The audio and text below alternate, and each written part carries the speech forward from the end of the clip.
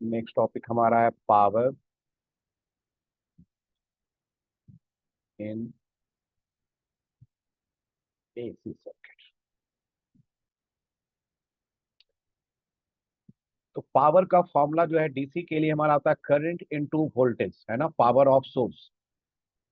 Yes sir. और power dissipated in the resistor होता है आई स्क्वायर आर या फिर V square by are.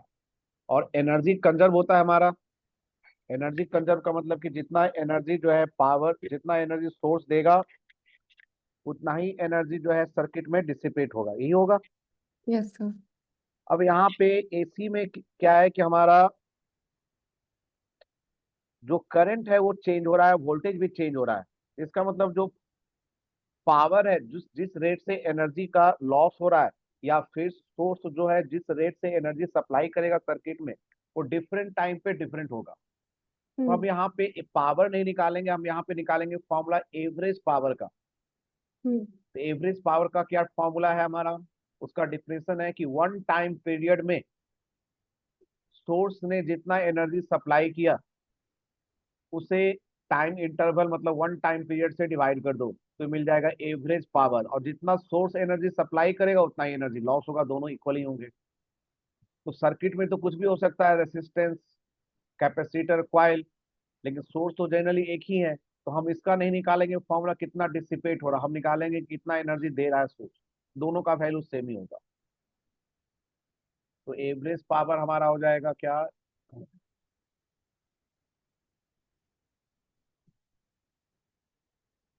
Average power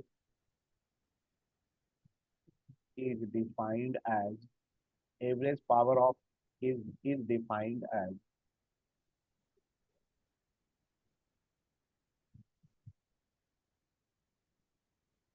ratio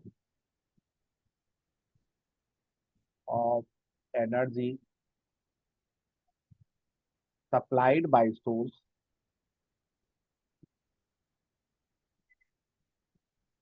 supplied by source in one time period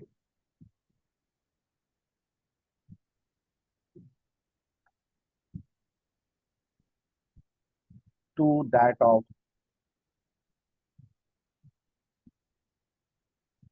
time period।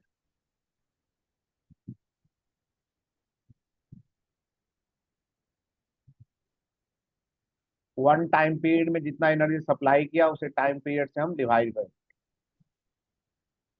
तो P average हो गया हमारा 1/t, time period से हमने डिवाइड कर दिया। और वन टाइम पीरियड में कितना एनर्जी सप्लाई होगा, तो पावर इंटू डी टी। हम्म। ये हो गया एनर्जी, उसको इंटीग्रेट कर देंगे हम 0 से t तक।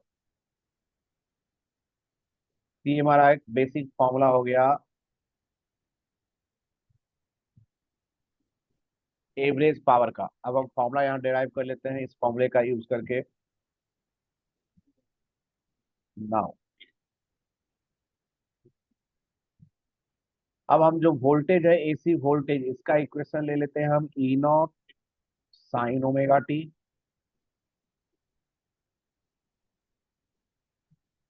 एंड करंट हम ले लेते हैं आई नॉट साइन।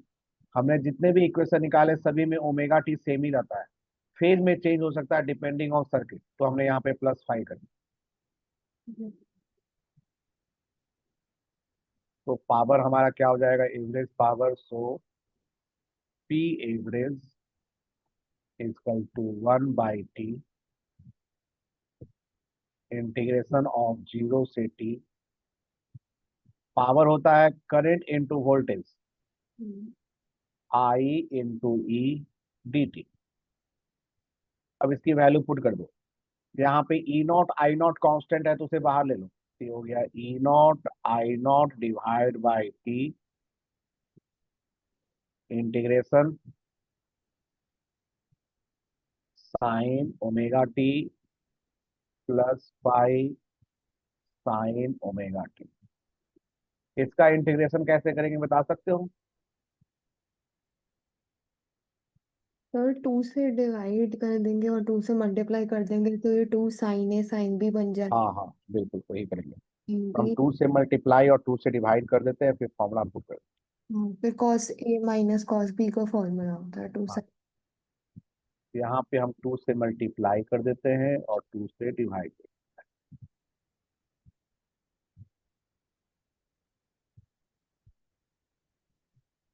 ये हो गया E naught I naught divide by 2t, और ये हमारा हो जाएगा कॉस ए माइनस बी, ये हो जाएगा cos pi minus cos A plus B, हम्म, ये हो जाएगा 2 ओमेगा टी प्लस 5 हाँ, डी टी, 0 से t। अब इंटीग्रेट करके वैल्यू पुट कर दे, limit E naught I naught divide by 2t, cos phi का integration cos phi into D T, cos phi constant है, अरे cos phi sorry. D T का इंटीग्रेशन टी हो गया, कॉस का इंटीग्रेशन साइन होता है, और टी में 2 ओमेगा से मल्टीप्लाई है तो डिवाइड हो जाएगा, तो 1/2 omega sine sine 2 omega T plus 5। Lower limit 0, upper limit capital T.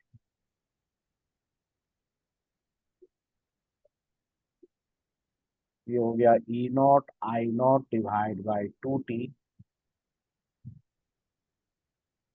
यहाँ पे कॉस फाई कांस्टेंट है तो कॉमन हो जाएगा, और upper limit minus lower limit -1/2 omega common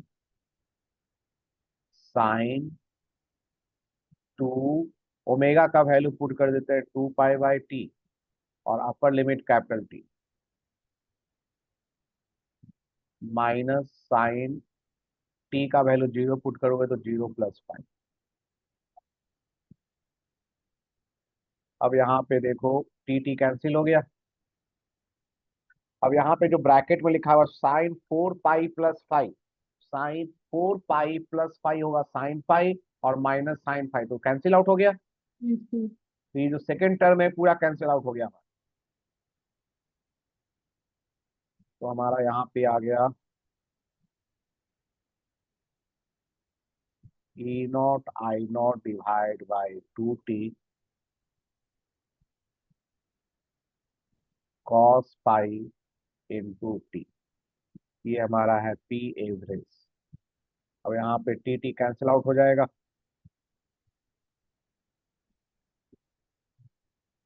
तो हमारा फॉर्मूला बन गया half E naught I naught cos phi. ये हमारा फॉर्मूला हो गया एवरेज पावर।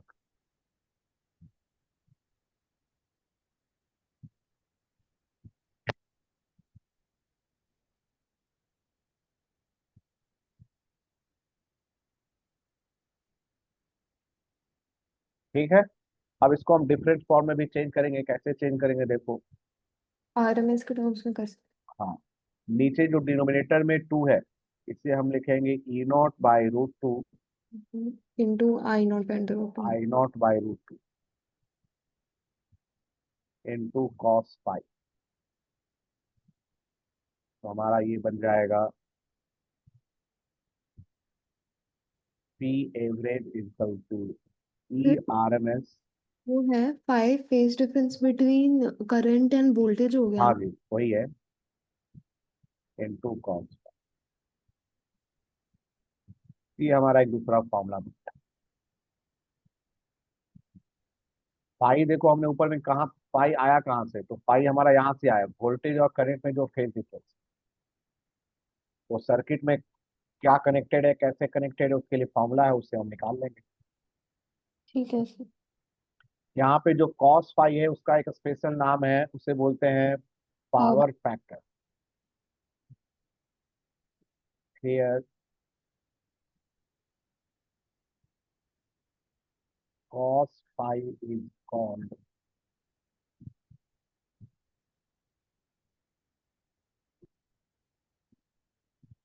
पावर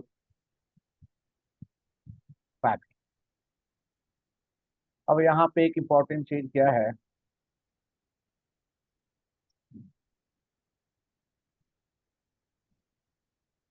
वोल्टेज और करंट ये है स्केलर क्वांटिटी, लेकिन यहाँ पे यदि हम वेक्टर की तरह कुछ डायग्राम बनाए, तो एक मैंने बनाया ई आर एम एस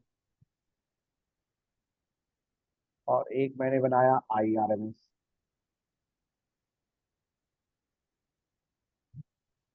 ये है आई आर एम एस और दोनों के बीच एंगल है थीटा, फाई, फेज। अब इसको हम वेक्टर की तरह कंसीडर करें और कंपोनेंट लें, तो आई आर एम एस का component E R M S का डायरेक्शन में क्या हो जाएगा, I R M S cos phi हो जाएगा, और परपेंडिकुलर डायरेक्शन में कंपोनेंट क्या होगा, IRMS। I R M S sine phi. अब हम इस करंट को डीसी की तरह कंसीडर करें, तो डीसी में पावर होता है करंट इनटू वोल्टेज। यदि हम आरएमएस का कंपोनेंट ले वोल्टेज के डायरेक्शन में, तो कंपोनेंट को वोल्टेज से मल्टीप्लाई करने से फॉर्मूला हमारा मिल गया। और जो दूसरा कंपोनेंट है उसका इसमें कोई इफेक्ट नहीं है, तो जो सेकंड कंपोनेंट है I R M S sine phi, इसको बोलते हैं वॉटलेस करंट। मतलब कि इस करंट के कारण कोई पावर नहीं होगा, ठीक है, ठीक। इसलिए इस करंट का नाम है वॉटलेस करंट। बहुत जगह प्रॉब्लम में आ जाता है, इस वर्ड का यूज होता है वॉटलेस करंट। तो वॉटलेस करंट का मतलब हो गया I R M S phi. क्यों वॉटलेस नाम है वो भी मैंने बता दिया। ठीक है sir. I wattless current I R M S into sine phi is called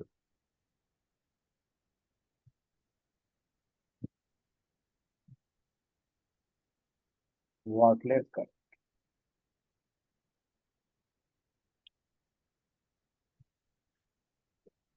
अब हम यहाँ पे cos फाइव का वैल्यू, यदि हम एसी सर्किट के लिए सीरीज एलसीआर सर्किट के लिए फॉर्मूला निकालें,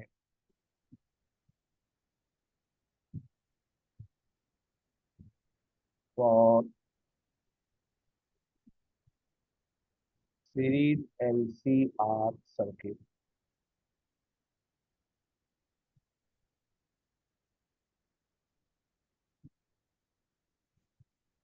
उसमें हमारा एक इम्पीडेंस ट्रायंगल हमने बनाया था।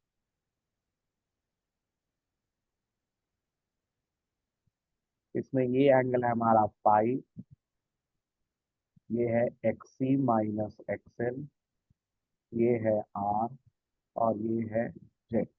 तो हमारा कॉस फाई का वैल्यू हो जाएगा आर बाई, तो पी एवरेज बन जाएगा हमारा E R M S I R M S R by Z. अब यदि हम यहाँ पे ई आर एम एस का वैल्यू पुट कर दें, put E R M S, भी इक्वल टू आई आर होता है, तो आर के आर एम एस के टर्म्स में आई की जगह आई आर एम एस और आर की जगह पे जेड। तो फॉर्मूला हमारा बन जाएगा I square R M S into Z. और यदि हम पुट कर दें I R M S equal to E R M S divide by Z, तो पी एवरेज हो जाएगा E R M S square divide by Z square into R. हो जाएगा ये फॉर्मूला। Yes sir. तो एक ही फॉर्मूला, बस उसको हमने चेंज कर दिया है और डिफरेंट फॉर्मूला। तो यदि किसी सर्किट में हमें निकालना हो तो सोर्स तो गिवन होगा, तो ई आर एम एस मिल जाएगा, और बाकी हम जेड निकाल लेंगे फॉर्मूले से, इसमें पुट कर देंगे तो हमें पावर मिल जाएगा। अब हम यहाँ पे केस नंबर 1 स्टडी करें।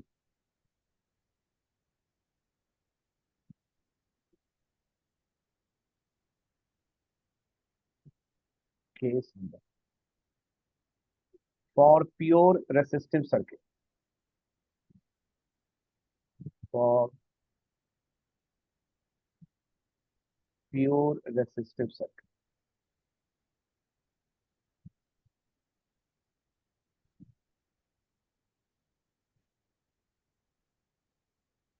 यहाँ पे हमारा एक्सी का वैल्यू भी जीरो, एक्सएल का वैल्यू। अब देखो एक चीज मैं तुम्हें बताना भी नहीं बताया है कि जैसे हमने हमने रेसिस्टेंस के लिए, कैपेसिटर के लिए, कॉइल के लिए, तीनों के लिए अलग अलग सर्किट का हमने बनाया, डिस्कस किया है। सीरीज में भी तीनों को किया है। लेकिन सीरीज में यदि सिर्फ दो हो, मतलब रेसिस्टेंस हो, कैपेसिटर हो, तो हम क्या करेंगे, एक्सएल को जीरो पुट कर देंगे। यदि रेसिस्टेंस एंड कॉइल है तो हम एक्सी का वैल्यू जीरो पुट करेंगे, सी का वैल्यू नहीं करना है। हम्म। और यदि हमें सर्किट में सी है और एल है तो हम आर का वैल्यू जीरो पुट करना है। तो यहाँ पे प्योर रेसिस्टिव सर्किट है तो हमारा एक्सी का वैल्यू, अरे एक्सी का वैल्यू जीरो हो जाएगा, एक्सएल का वैल्यू जीरो हो जाएगा, तो जेड का वैल्यू हो जाएगा आर। और कॉस फाई निकालोगे तो cos phi R by Z होता है, तो ये हो जाएगा हमारा वन। तो पी एवरेज हो जाएगा,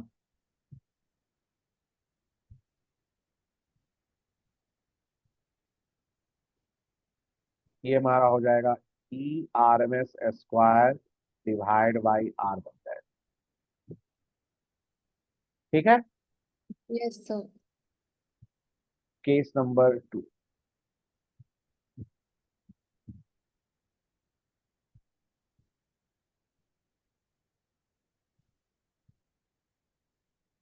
for pure capacitive circuit,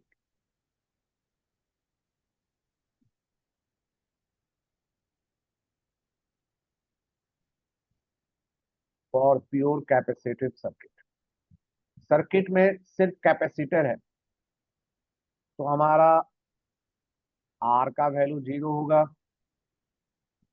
XL का वैल्यू जीरो हो जाएगा।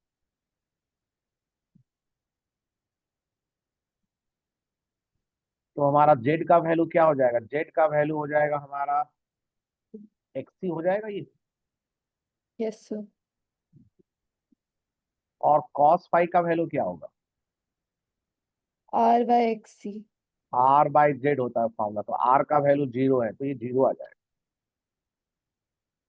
और अच्छा। जब कॉस फाई जीरो हो गया तो हमारा ये पूरा टर्म जीरो हो जाएगा। जो बेसिक फॉर्मूला तो हमने ये निकाला था ना, E R M S I R M S cos phi, yes sir. तो हमारा एवरेज पावर जीरो हो जाएगा। इसमें हमारा average power zero, average power zero होने का क्या मतलब है, इसका मतलब कैपेसिटर, सिर्फ कैपेसिटर कनेक्टेड है सर्किट में तो average power one time period में जीरो। इसका मतलब क्या हुआ कि कुछ जब करंट इंक्रीज हो रहा होगा या चार्ज इंक्रीज हो रहा होगा कैपेसिटर पे तो एनर्जी को स्टोर करेगा, और हाँ। बाद में जब करंट डिक्रीज करेगा तो चार्ज भी डिक्रीज करेगा, तो कैपेसिटर अपने एनर्जी को वापस सर्किट में देगा, उसी के कारण करंट फ्लो करेगा, तो वापस सर्किट को एनर्जी दे देगा। तो मतलब कि पहले वो एनर्जी कंज्यूम कर रहा था, उसने वापस सर्किट को दे दिया, इसमें एनर्जी का लॉस नहीं होगा। रेसिस्टेंस में क्या होता है कि जब उसमें एनर्जी हीट के फॉर्म में या लाइट के फॉर्म में या मैकेनिकल वर्क के फॉर्म में लॉस हो गया, वो सर्किट में वापस नहीं गया। यहाँ पे जो कैपेसिटर जब चार्ज इंक्रीज हो रहा है तो एनर्जी को स्टोर कर रहा है, बाद में वही चार्ज जो है वोल्टेज क्रिएट करेगा और उसी के कारण करंट फ्लो करेगा, तो एनर्जी का लॉस नहीं होगा। उसने एनर्जी लिया फिर वापस दे दिया सर्किट में। ठीक है सर। तो here there is no loss of energy, there is no loss of energy. Case number 3,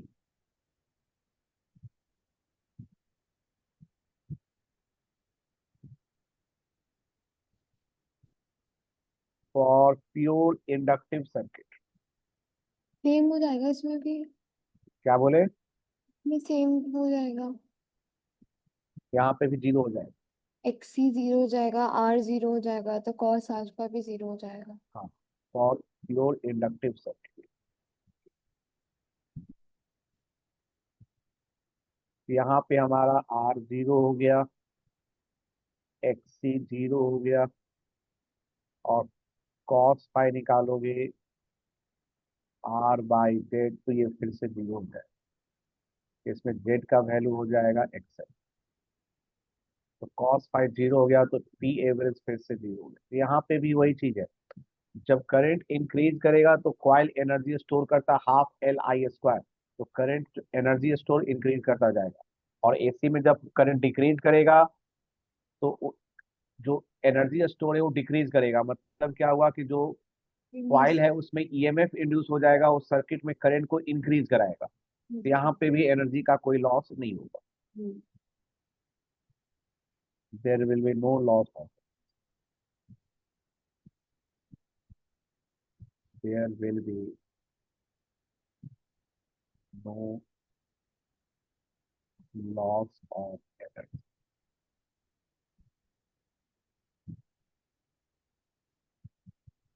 case number 4, for series LCR circuit at resonance, for series LCR circuit at resonance। Sir ये तो पहला वाला ही case नहीं हो गया? हाँ हो जाएगा, फिर भी हम करना पड़ेगा क्योंकि उसमें हमारा प्योर रेसिस्टिव और रेजिस्टेंस है, अलग अलग चीज ना। हाँ प्योर जी। रेसिस्टिव का मतलब हुआ था कि एल और सी है ही नहीं, यहाँ तो है। तो हमारा यहाँ पे आर का वैल्यू आर है, और आर इजकल टू आर, और यहाँ पे एक्सी इजकल टू एक्सएल हो जाता है। तो जेड का वैल्यू आर हो जाएगा, और cos फाई का वैल्यू R/J, ये 1 हो जाएगा। तो हमारा P एवरेज जो है फिर से वही हो जाएगा, E/RMS डिवाइड बाई R, और ये मैक्सिमम होगा। क्लियर? Yes sir. सर्किट में सिर्फ कैपेसिटर हो तो कोई एनर्जी का लॉस नहीं होगा, सिर्फ कॉइल हो तब भी एनर्जी का लॉस नहीं होगा। यदि सर्किट में रेसिस्टेंस है तभी एनर्जी का लॉस होगा। यदि सर्किट में रेसिस्टेंस भी है, कॉइल भी है, तो एनर्जी का जो लॉस तो होगा, जो भी लॉस होगा वो रेसिस्टेंस में होगा। कॉइल में, कैपेसिटर में कभी भी एनर्जी का लॉस नहीं होगा इन ए टाइम पीरियड, ठीक है चाहे सर। वो रेसिस्टेंस हो या ना हो। जो भी एनर्जी लॉस होगा, यदि तुम्हारा सर्किट में रेसिस्टेंस है और कॉइल भी है, तो जेड का वैल्यू देखो इंक्रीज कर जाएगा ना। जेड का फॉर्मूला क्या होता है? R² plus XC minus XL² under root. Z का फॉर्मूला हमारा हो जाता है R² प्लस XC - XL का होल स्क्वायर। यदि हम सर्किट में आर की जगह पे, आर तो है ही, एक्सी और एक्सएल भी कनेक्ट कर दें, तो जेड का वैल्यू तो इंक्रीज ही हो जाएगा पहले से, और आर का वैल्यू सेम रखें। तो हमारा जो फॉर्मूला है, बेसिक फॉर्मूला यहाँ पे देखोगे, ये formula E/RMS² divide by Z² into R. तो E/RMS सेम है, आर सेम है, जेड इंक्रीज हो गया, तो एवरेज पावर क्या हो गया? डिक्रीज कर गया। एवरेज पावर डिक्रीज कर गया मतलब एनर्जी का लॉस कम हो रहा है। लेकिन जो भी एनर्जी का लॉस होगा वो रेसिस्टेंस की तरफ में ही होगा, वो कॉइल और कैपेसिटर में कभी नहीं होगा। तो ठीक एक है। जनरल क्वेश्चन है, वो एनसीईआरटी में भी है कि जो ट्यूब है उसमें हम लोग चोक कॉइल क्यों यूज करते हैं। जो पुराने समय का जो ट्यूब होता था, उसमें एक बीच में ना इस टाइप का एक जो ट्यूब है हमारा, इस तरह से ट्यूब है,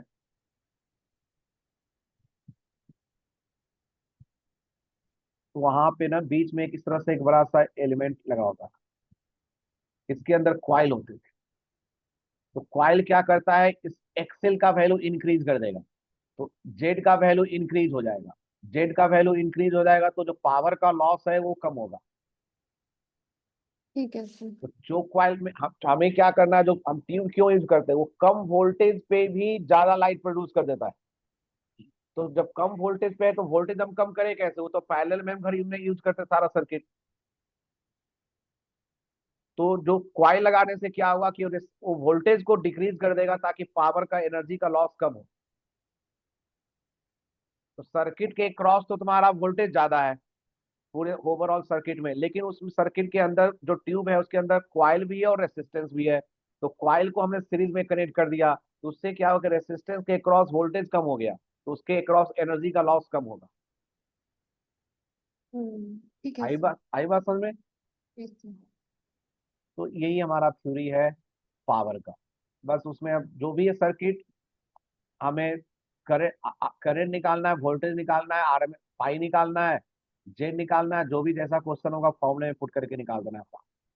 ठीक है। ठीक है। तो इसके हम थोड़े से पहले प्रॉब्लम कर लेते हैं, फिर पुराना वाला करता हूँ मैं। सर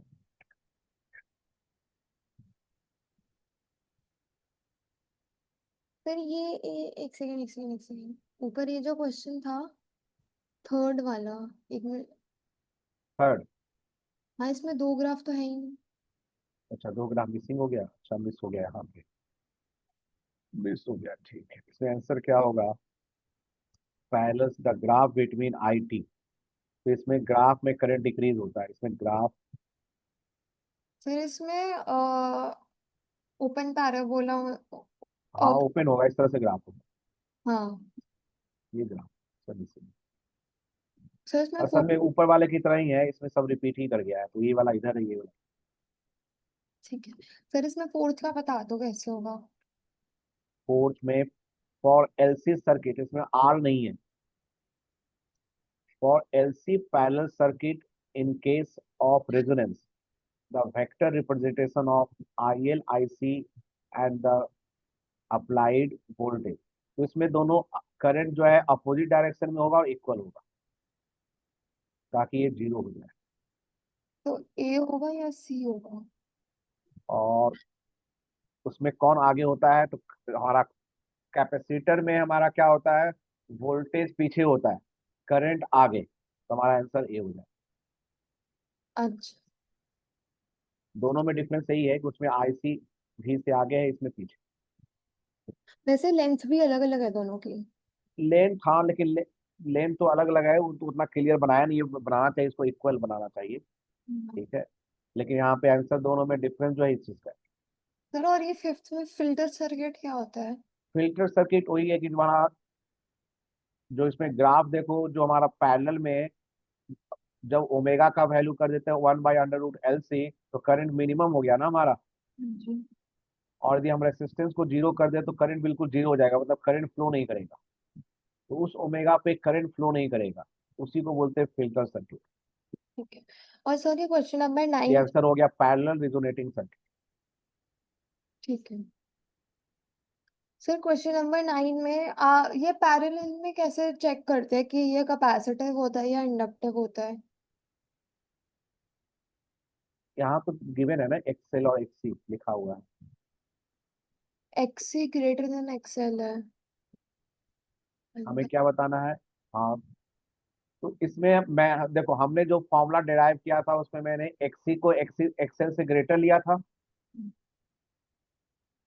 जो मैंने फॉर्मूला डिराइव किया है पैरेलल में, मैंने उसमें मैंने एक्सी को ग्रेटर, हमने एक्सी को एक्सएल से जब ग्रेटर लेते हैं तो हमारा जो है करंट जो है लैग करता है। हम्म। ठीक है। और करंट लैग किस में करता है हमारा, करंट इंडक्टिव। लैग करता है कॉइल में, इसका मतलब इंडक्टिव सर्किट हो गया। तो इसमें हमारा एक्सेल और एक्सी में एक्सेल ग्रेटर है, तो एक्सेल ग्रेटर है इसका मतलब क्या कि करंट लीड करेगा। तो इसमें हमारा एक्सेल जो है ग्रेटर है एक्सी से, तो इसमें करंट जो है लीड करेगा। करंट लीड करेगा तो करंट लीड किस में करता है, हाँ। कैपेसिटर वाले में, तो कैपेसिटिव डोमिनेंट। अच्छा। ठीक है सर। ओके। सर बस इतने डाउट थे, बाकी तो होगा सर। बाकी हम ठीक है। पावर में करते हैं हम क्वेश्चन। और इसमें एक बड़ा बेसिक क्वेश्चन है, इसी पे सारे कुछ क्वेश्चन रिपीट है। नंबर 2 से स्टार्ट।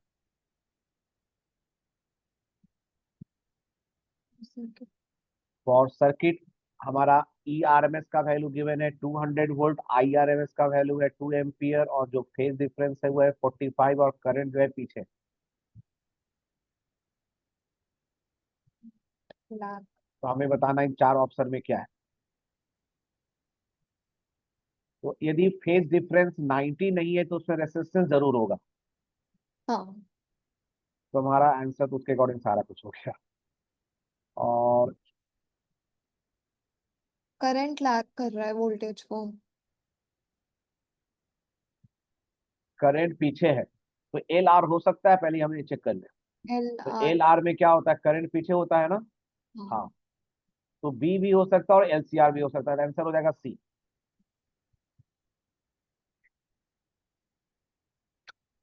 सी का कैसे चेक करेंगे सर? देखो, एल आर तो है ही हमारा, हम्म। और एल सी आर भी तो हो ही सकता है ना हमारा। बहुत लिखा हुआ है, सॉरी। और है ठीक। लिखा हुआ, तो एल सी आर में तो आगे भी हो सकता है पीछे भी हो सकता है, वो तो डिपेंड करता है एक्सी एक्सएल क्या है। ठीक है सर। एल सी आर के केस में फेज डिफरेंस 0, 90, -90, -90 से +90 के बीच में कुछ भी हो सकता है। हम्म। ये चीज तो इसका आंसर सी आ जाएगा। सी हो जाएगा। ठीक है। Potential and current. तो हमें E R M S given है, हमें एम्पलीट्यूड निकालना, तो √2 से मल्टीप्लाई कर दो। ई नॉट हो जाएगा √2 into E R M S, हाँ, और आई नॉट हो जाएगा √2 into I R M S. B आएगा आंसर इसका। 1.414 से करेंगे तो क्या हो जाएगा, 288 नहीं सर, ऐसा ही कुछ। इसका आंसर हाँ, बी आ जाएगा। इम्पिडेंस।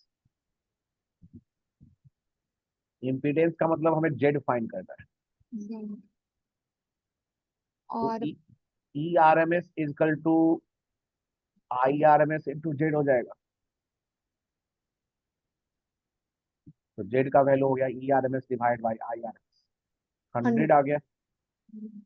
ठीक है। तो जेड का वैल्यू हमें मिल जाएगा 100।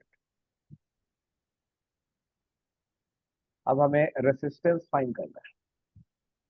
पावर से निकालेंगे वो। हाँ, इससे निकालो ना, cos phi equal to R by Z, phi तो मालूम है ना हमें। रेसिस्टेंस फाइंड करना, तो cos 45 डिग्री क्या हो गया, 1/√2। तो R by 100 equal to 1/√2। R का वैल्यू हो गया 50 root.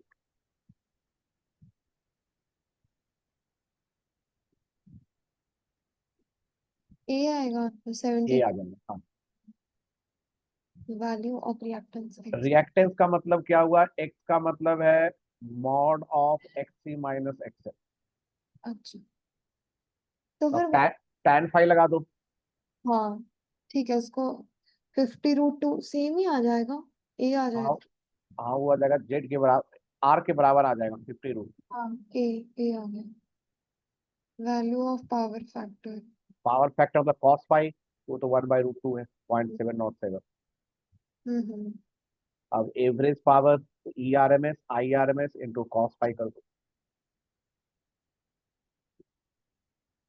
Cos I 400 into 1/√।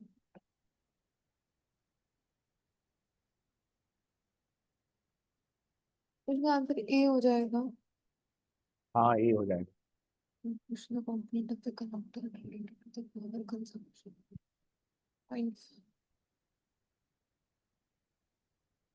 Sir इसमें डी ऑप्शन क्या होगा? कौन सा। सर इसमें नाइन्थ में बी होगा आंसर 1.414। हाँ, इसमें कंपोनेंट रिलेटेड टू पावर का I R M S cos phi इसमें यूज होगा। हाँ। IRMS cos cos 5। 5, ये हो गया 2, और cos 45 1/√2 0.700, 1.410। और वाटलेस करंट क्या हो जाएगा, IRMS sin 5, फाइव की तो वैल्यू सेम ही हो जाएगी। सेमी है तो हमारा सेमी आ जाएगा, sin 5 सेमी हो जाएगा। दोनों का आंसर बी हो जाएगा।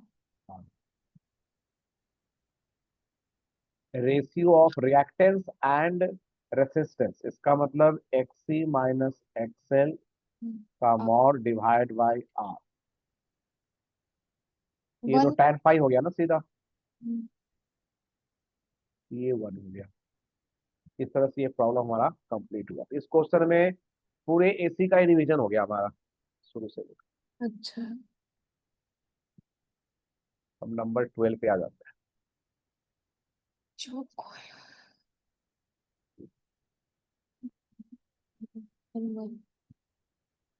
जनरेटर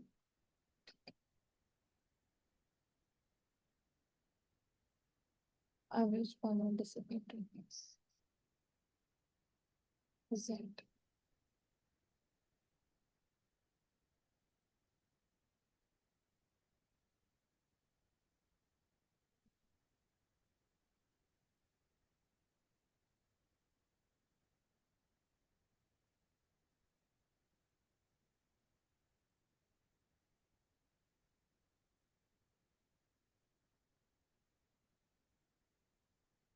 इसमें ये बहुत ही अच्छा क्वेश्चन है। क्या कर रहा है कि एक बल्ब है जिसको एक रेसिस्टर की तरह कंसीडर करो, और उसका रेटिंग क्या है, 100 वोल्ट 100 वाट। तो इससे हमें एक तो इसका रेसिस्टेंस मिल जाएगा, P = V² बाई R। तो हमें इससे बल्ब का रेसिस्टेंस मिल जाएगा। तो ये मुझे 100 आ जाएगा, तो बल्ब का रेसिस्टेंस मिल गया। अब कह रहा है find out the inductance of a inductor called choke coil. हमें एक कॉइल का इंडक्टेंस निकालो, हमें L निकालना है, जिससे हम इस कनेक्ट करें इस बल्ब के साथ सीरीज में, to operate the bulb at rated power. मतलब क्या हुआ कि जो बल्ब है वो अपने रेटेड पावर पे ही वर्क करे, मतलब कि उसके क्रॉस 100 वोल्ट आए वोल्टेज, और उसके क्रॉस जो पावर है वो 100 वाट कंज्यूम हो। तो उसके क्रॉस एवरेज वोल्टेज जो है, मतलब एवरेज पावर जो कंज्यूम हो 100 वाट ही कंज्यूम, तो मतलब विद द हमें। Help of AC। और AC का वोल्टेज है 200 वोल्ट। तो मैंने बताया था सीरीज में कनेक्ट करके क्या करेंगे, उसके क्रॉस वोल्टेज हम डिक्रीज करा देंगे। हाँ। और उसका तो IRMS गिवन है, F का वैल्यू गिवन है, हमें निकालना है L। तो हम XL निकाल लेंगे, XL निकल गया तो हमारा L निकल जाएगा। तो पर्पस हमारा है XL निकालना। हम्म। अब हमारा देखो, जो एनर्जी जो है, जो भी एनर्जी का लॉस होता है किस में होता है हमारा, रेसिस्टेंस में ही होता है। तो वो पावर तो हमारा 100 ही होगा। तो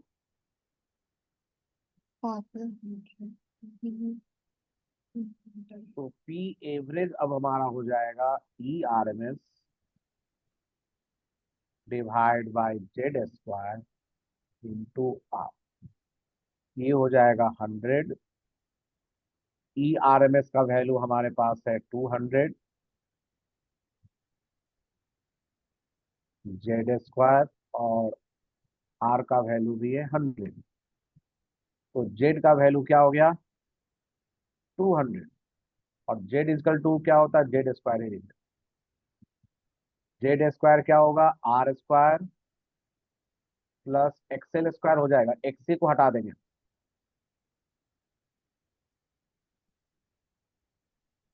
तो यहाँ से XL निकालोगे, XL², 200² माइनस 100²। XL का वैल्यू 100√3 हो जाएगा, और XL होता है ω/L। तो L का वैल्यू हो गया 100√3, और ओमेगा का वैल्यू 2πf, 2πf। F का वैल्यू 50। यस। ये हो गया √3 divide by pi.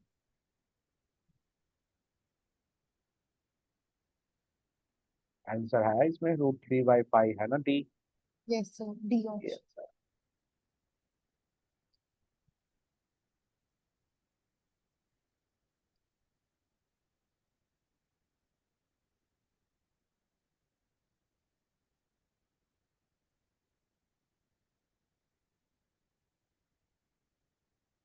Next problem देखो, तुम बनाने की कोशिश करो, बनेगा। क्या क्या गिवन है उसे नोट कर लो, क्या फाइंड करना है, फिर पता चल जाएगा क्या करना है।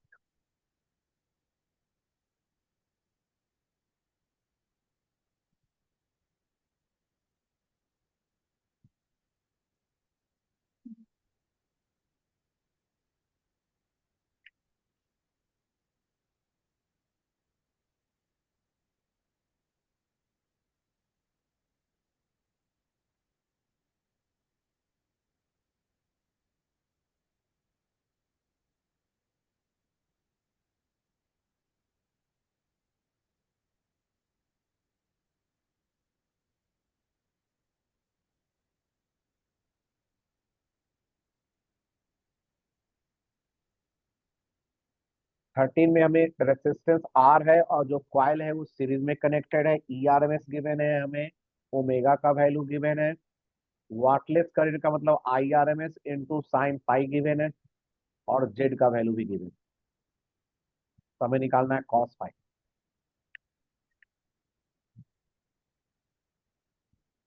सर एक सेकेंड बस।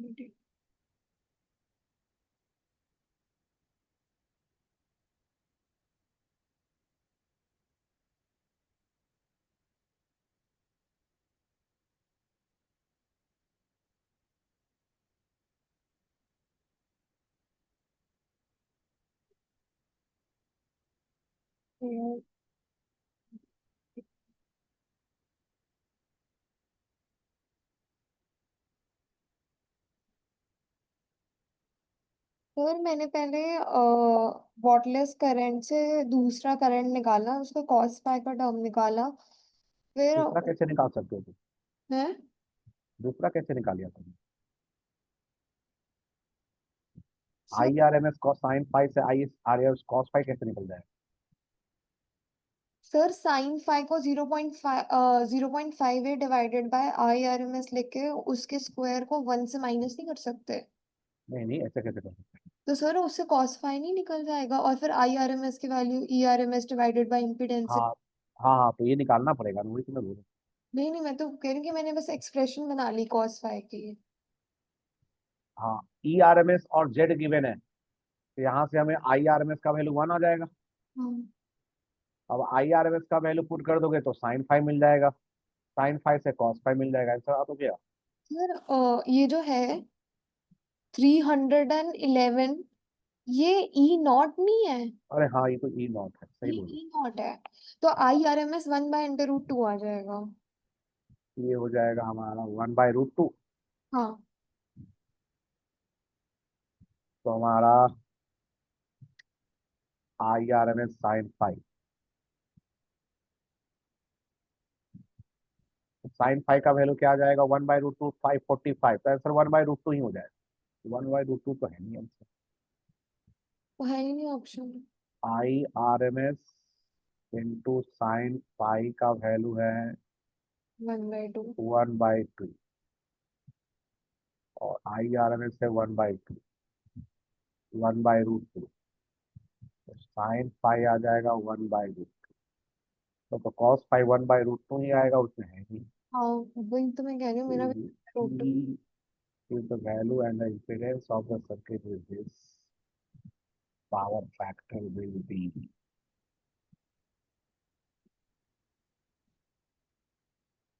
इसमें आंसर गलत हो गया तो ऑप्शन √5 को √2 कर लेते हैं, या उसको कर, इसमें आंसर यही आएगा। 1/√2 ना? हाँ, 1/√2। ठीक है। ई आर एस निकालने के लिए उससे डिवाइड करते हैं, तो I R S E not by से, हाँ 1/√2। हाँ आंसर गलत है, ऑप्शन गलत। नेक्स्ट क्वेश्चन में choke coil of 100 ohm resistance given है, एल गिवन है, और उधर से ओमेगा भी मिली में, तो एक्सएल मिल जाएगा।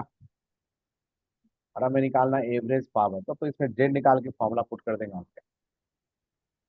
हाँ ठीक है, इसे कर लोगे तो कुछ नहीं। नेक्स्ट 15। हाँ 15 जरा क्वेश्चन करो।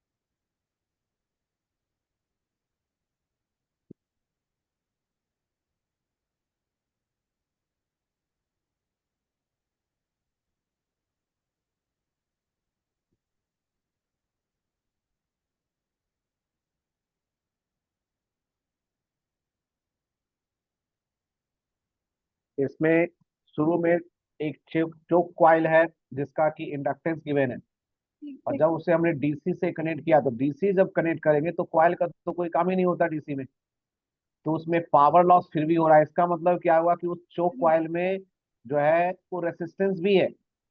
हाँ सर, वही उसमें हाफ एल आई स्क्वायर करके आई की वैल्यू निकाल ली।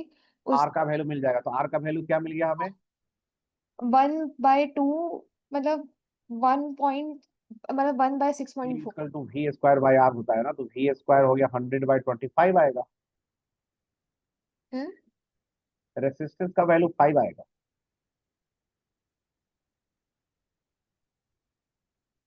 P sir equal P equal मैंने टू V²/R लगाएंगे ना। अच्छा सर, मैंने हाफ एल आई स्क्वायर कर दिया। एनर्जी कहाँ पे, यहाँ पे जो ½ Li² कर दिया। मैंने गलत फॉर्मूला लगा दिया। आई की वैल्यू कितनी, आर 5 ओम आ गया। तो फिर उससे अब दोनों को सीरीज में कंसीडर कर लो, एक रेसिस्टेंस और एक कॉइल। तो फिर पावर जो हो गई 100 वॉट, उसे V RMS² divided by R into power factor is equals to 10 कर दे। और एल का वैल्यू है 10 मिली। उसके बाद हमें E R M S given है। ई आर एम एस है 10 वोल्ट, और पावर लॉस पी एवरेज, इसका फॉर्मूला हो गया E RMS² divide by Z² into R. इसका वैल्यू है 10। हमें निकालना है एफ का वैल्यू, ठीक है। तो E RMS वैल्यू पुट कर दो, आर पुट कर दो, Z² मिल जाएगा। Z² है, आर मालूम है, तो एक्सएल मिल जाएगा, और एक्सएल से ओमेगा मिल जाएगा, और ओमेगा से एफ मिल जाएगा।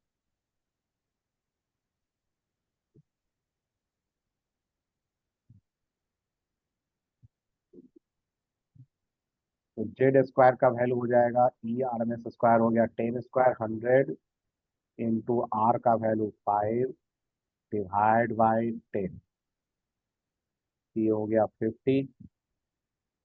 जेड स्क्वायर हो गया R square plus XL square 50। आर का वैल्यू क्या है हमारे पास 5, 25। एक्सएल का वैल्यू हो जाएगा 5। ये हो गया ओमेगा एल। हम्म। तो ओमेगा का वैल्यू हो गया 5/L। एल का वैल्यू क्या है 10 मिली, 10 10 to बाई 1000। हम्म, ये हो गया हमारा 500। 50 हर्ट्स। तो एफ का value omega by 2 pi, 250 divide by 3.14, 80 के आसपास कुछ आ जाएगा। ठीक सी आ जाएगा। Next number 16।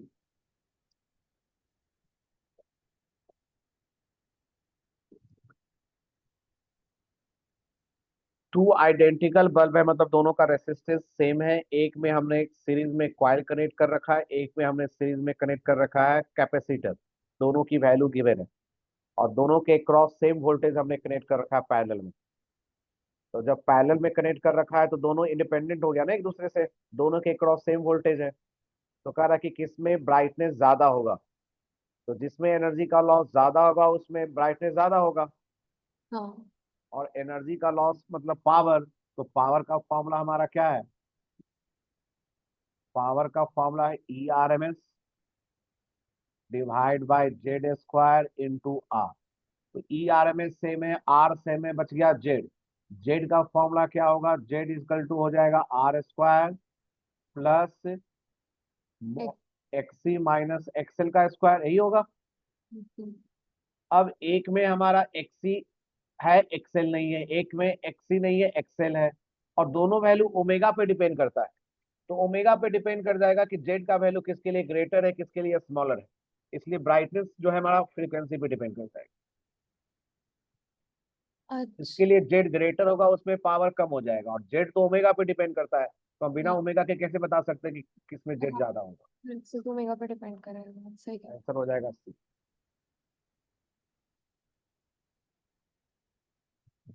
ये हमारा सेम अभी क्वेश्चन आ गया ना पहले वाला, इसमें देखो आंसर सही दिया है 1/√, वहां पे गलत लिख दिया। सेम ही क्वेश्चन है ना अभी जो किया था हमने।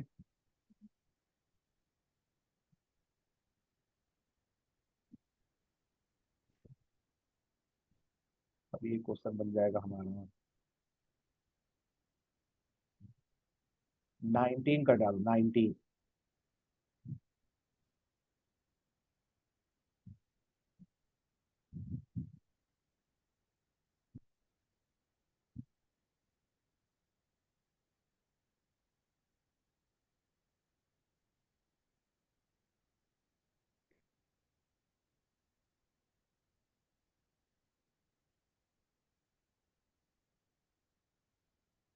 इसमें हमारा आर का वैल्यू गिवन है, इंस्टैंटेनियस करंट और इंस्टैंटेनियस वोल्टेज का वैल्यू गिवन है, और फेज डिफरेंस गिवन है। तो इंस्टैंटेनियस पावर पूछ रहा है। तो जब इंस्टैंटेनियस की बात कर रहा है तो हमें फेज डिफरेंस से क्या मतलब, तब तो हमें I × E कर देना है।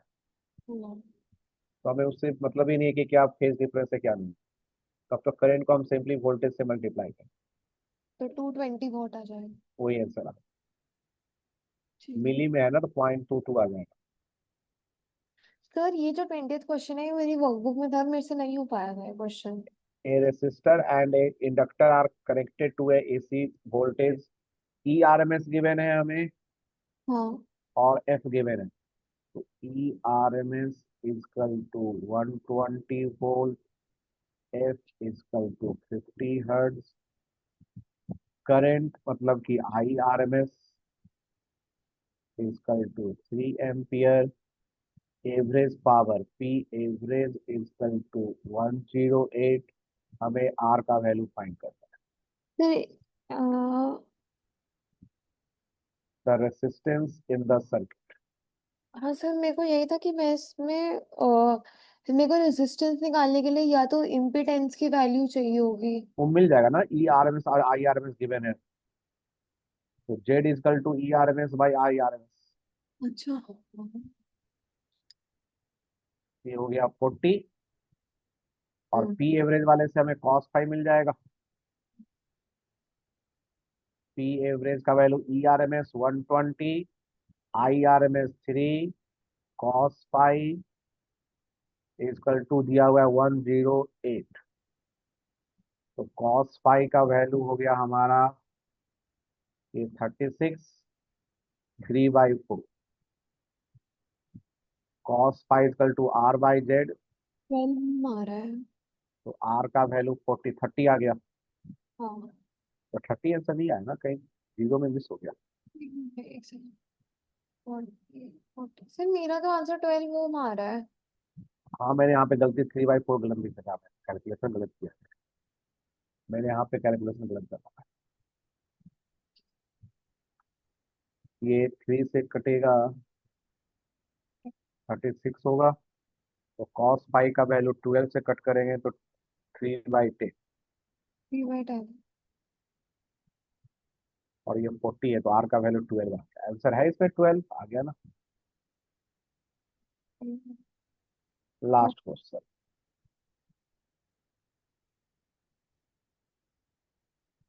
दो कॉइल है, इसको सीरीज में कनेक्ट कर दिया हमने। एसी वोल्टेज से E R M S given है, एफ गिवन है। रेसिस्टेंस ए का रेसिस्टेंस 5 है, और and the inductance of B, तो दूसरे का बी दिया हुआ है। इंडक्टेंस दे रखा है, पावर दिया हुआ है, पावर फैक्टर दिया हुआ है। पूरे सर्किट का इम्पीडेंस निकालना है। ई आर एम एस हमें मालूम है, जरा देखें क्या क्या गिवन है। हमें मालूम है E R M S 240, F का वैल्यू 50, रेसिस्टेंस का वैल्यू 5, एल का value 0.02 henry, P average 3000, power factor cos pi R by Z 0.75। हमें निकालना है जेड। तो ये तो सीधा R/0.7। वो इसलिए नहीं कर सकते हैं क्योंकि ना उसमें दो क्वाइल है। तो एक क्वाइल का रेसिस्टेंस दे रखा है, दूसरे क्वाइल का इंडक्टेंस दे रखा है। ओवरऑल दोनों क्वाइल में रेसिस्टेंस इंडक्टेंस होगा, वो दिया नहीं है। उस फॉर्मूले का वो यूजलेस दे रखा है, कंफ्यूज करने के लिए दे रखा है। तो हम इसमें बी का अगर रेजिस्टेंस। पी पी एवरेज का फॉर्मूला क्या होता है, ई आर एम एस के टर्म्स में होता है ना हमारा। E R M S I R M S cos phi होता है हमारा। तो वहां से हमें आई आर एम एस मिल जाएगा, क्योंकि E R M S given है, कॉस फाई गिवन है। उससे आर निकल जाएगा बी का। उससे हाँ, फिर आई आर एम एस मिल गया तो हमें जेड मिल जाएगा, फिर हमें आर मिल जाएगा। अच्छा। ये कंफ्यूज करने के लिए उसने दे रखा है।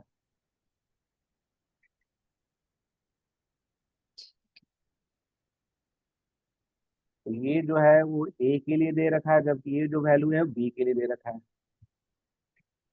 और लिखा हुआ है कि क्वाइल है। इसका मतलब दोनों ही क्वाइल में रेसिस्टेंस और एल है, लेकिन एक दिया नहीं है पूरा।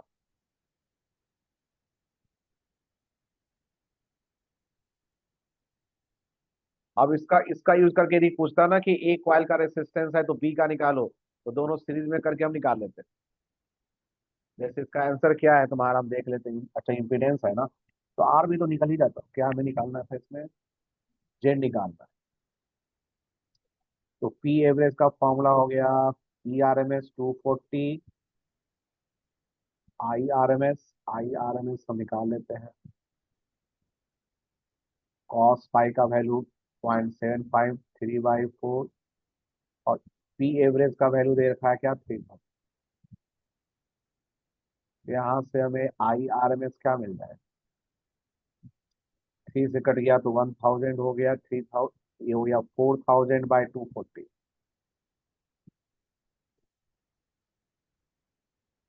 00, 4 से कट करोगे 100/6, 50/3 हो गया हम्म।